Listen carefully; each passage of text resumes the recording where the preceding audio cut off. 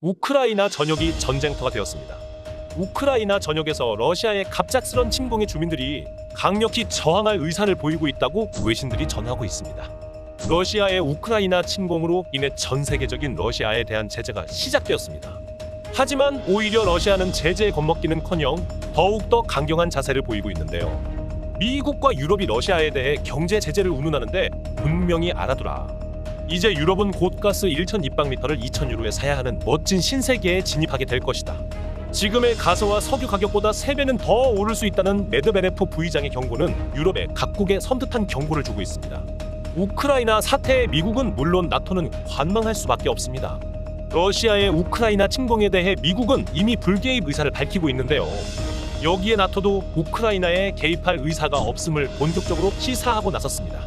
스톨텐베르그 나토 총장은 공식 인터뷰를 통하여 우크라이나의 나토군은 존재하지 않으며 나토군을 파병할 계획이 없다고 확실히 못을 박았습니다.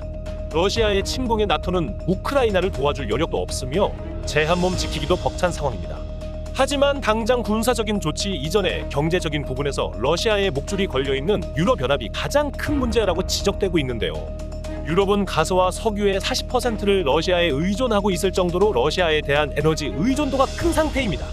당장 유럽은 러시아에서 오고 있는 송유관 노르트스트림의 거의 모든 자원을 맡기고 있다시피 하여 러시아가 가스관을 끊기만 해도 유럽은 당장 에너지난에 돌입해야 하는 목숨줄이 달려있는 상황이기 때문이죠. 이렇게 에너지를 볼모로 잡혀있는 유럽은 눈앞에 러시아의 큰 소리 한번 치지 못하고 질질 끌려다니고 있는 상황입니다.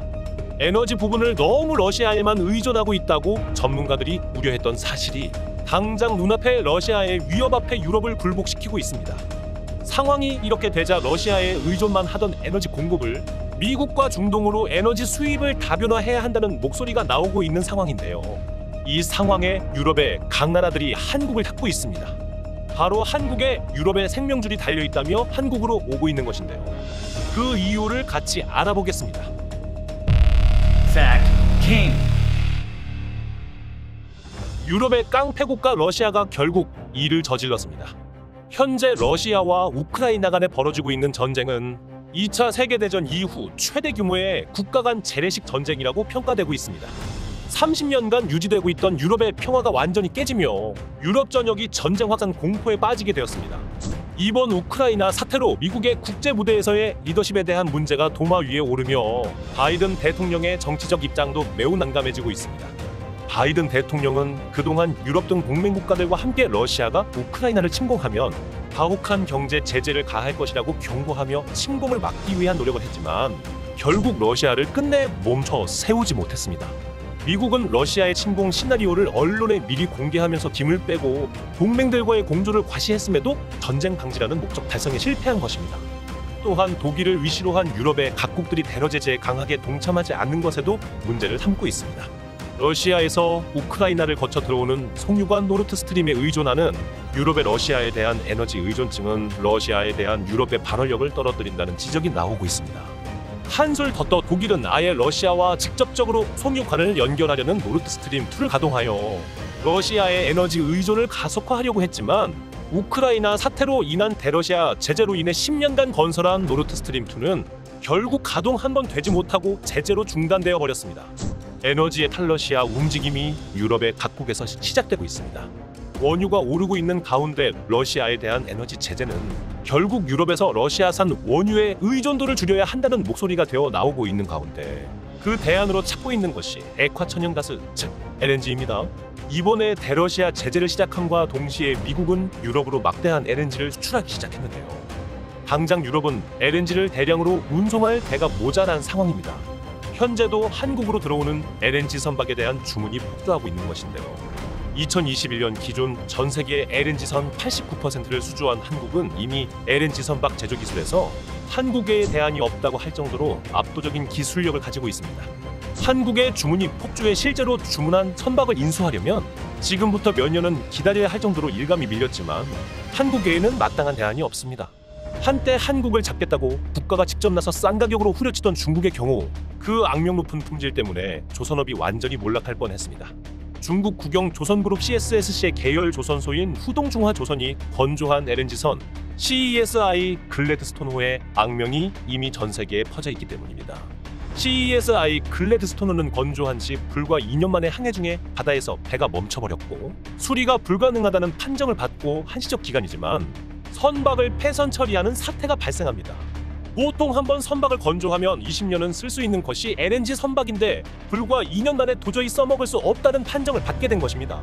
이런 중국 선박의 심각한 품질에 구매자들은 학을 떼며 LNG 선박은 한국이 아니면 안 된다는 평가를 내리고 있습니다. 한때 세계 최고의 LNG 선박 제조 기술을 가지고 있었다고 평가되고 있는 일본조차 이제는 한국의 조선사의 LNG 선박을 발주하는 형편입니다. 즉, 한국이 아니면 LNG 선박을 주문할 곳이 없다고 해도 무방할 정도입니다. 이러니 웃돈을 얹어서라도 한국의 LNG선을 제조하기 위해 유럽과 세계 각지에서 주문이 몰리고 있는 상황입니다. 이뿐만이 아닙니다. 러시아의 군사적 위협이 당장 유럽 앞마당에도 미칠 수 있다는 긴박한 상황이 되자 한국산 무기를 구매하자는 움직임이 다시 한번 나오고 있습니다.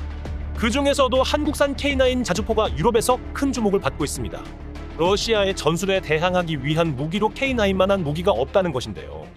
이번 우크라이나 침공전에서 볼 수 있듯이 러시아는 본격적으로 공세를 취하기 전 포격으로 적진을 쑥대밭으로 만드는 평탄화 전술을 펼치고 있습니다. 이는 소련 시절부터 사용하던 전술로 포병은 전쟁의 신이다 라고 이야기하던 스탈린의 사상을 이어받아 포격전으로 적의 기세를 꺾고 그 다음 기동전에 돌입한다는 단순하지만 매우 강력한 전술을 구사하는 것입니다. 이런 포격전에 대항하기에는 현재 유럽의 나토군은 너무나도 약해진 상태입니다. 당장 한국에서 K9을 대량으로 도입해야 러시아군을 막을 수 있을 것이라는 이야기가 전문가들 사이에서 나오고 있는 이유이기도 합니다. 이미 유럽에서는 폴란드와 핀란드, 에스토니아, 노르웨이가 도입을 했으며 영국도 자기 자주포로 도입을 검토하고 있는 K9은 이미 검증된 성능으로 전 세계 자주포 중에 가장 인기가 많은 자주포입니다. K9의 성능은 단종된 독일의 펜저하우비츠 2000을 앞서기 시작했으며 가격도 합리적이기 때문에 빠르게 도입이 가능하다는 장점도 있습니다. 급할 경우 핀란드의 경우처럼 한국에서 사용하는 중고를 우선적으로 구매해서 도입하는 방법도 있기 때문입니다. 한국은 이미 1,000문 이상의 K9을 운용 중이기 때문에 새로운 K9을 생산하는 시간이 걸린다면 지금 운용 중인 한국군의 중고 K9을 우선 구매하자라고 하는 이야기도 나오고 있습니다. 사태가 그만큼 긴박하게 돌아가기 때문입니다. 뿐만 아닙니다. 한국군의 흑표전차도 주목을 받고 있습니다. 유럽의 집단한 보체제는 지난 30년간 너무 오랫동안 평화가 지속되어 오면서 독일과 프랑스를 비롯한 EU의 중심 국가들은 국방비를 축소하며 자국의 국방력을 마구잡이로 줄여나가기 시작했는데요. EU의 맹주국이라고 할 수 있는 프랑스와 독일은 이미 마땅히 전쟁을 할 수 있을 정도의 군사력도 없는 상황입니다. 현재 유럽은 모든 군대를 다 합쳐도 한국군 하나만도 못하다는 평가가 나올 정도인데요. 전차의 생산 라인이 끊어진 유럽에서 새로운 전차를 생산하기 위해서는 굉장히 많은 시간이 걸립니다. 그리고 비싼 인건비로 장비의 가격이 터무니없이 비싸기도 한데요. 독일의 최신 전차인 레오파드2 A7의 경우 현재 흑표의 가격의 2배가 넘으며 생산도 얼마나 걸릴지 장담을 할 수 없는 상황입니다.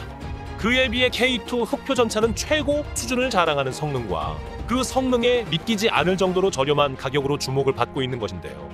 실제로 노르웨이에서 독일제 레오파드 전차와 흑표 전차 2대를 같이 테스트하면서 흑표 전차의 우수성의 엄지를 치켜 올리고 있습니다. 설원에서 독일 레오파드 전차를 앞질러 가는 흑표 전차의 탁월한 기동성이 돋보이고 있습니다. 발등에 불이 떨어진 유럽은 당장 군사 장비를 외국에서 사오지 않으면 안 될 정도로 긴박한 상황입니다. 설마 했던 러시아가 전쟁을 일으킬 줄은 그 누구도 예상하지 못했고 설령 전쟁이 일어나더라도 도네츠크 인근의 국지전으로 그칠 것으로 예상했습니다. 러시아가 전면전을 할 줄은 그 누구도 예상하지 못한 결과였습니다. 상상 이상으로 현재의 유럽의 안보 상황은 굉장히 취약한 상황입니다. 한국이 북한과 중국과 일본의 위협으로부터 국가를 지키기 위해 많은 국방비를 투자하며 군사력을 키우고 있었던 것에 반해 유럽은 서로 다른 국가에게 안보를 떠넘기기 바쁜 상황이었습니다. 국방비에 들어갈 예산을 다른 곳에 사용하며 안보를 너무 등한시한 것입니다. 과거 트럼프가 이야기하던 유럽의 안보 무임 승차로는 완전한 헛소리가 아니었던 것이죠. 오늘날의 우크라이나 사태는 누구도 이런 형태로 일어날 것이라고는 생각지도 못했을 것입니다. 이번 우크라이나 전쟁은 남의 나라 일이 아닙니다. 자신들을 지킬 군사력과 주변국과의 군사적인 균형이 무너지면 언제 발생할지 모르는 것이 전쟁입니다. 이런 시기에도 우리가 누리고 있는 평화는 결코 당연한 것이 아니며 우리가 누릴 평화를 위해 그만큼 자신을 희생해가며 적을 막아주고 있는 우리 국군 장병들이 있기에 우리가 지금 편안히 있을 수 있다는 것을 다시 한번 생각해 보게 됩니다. 시청해 주셔서 감사합니다. 오늘도 좋은 하루 되세요. 여러분들의 구독과 좋아요는 매우 큰 힘이 됩니다.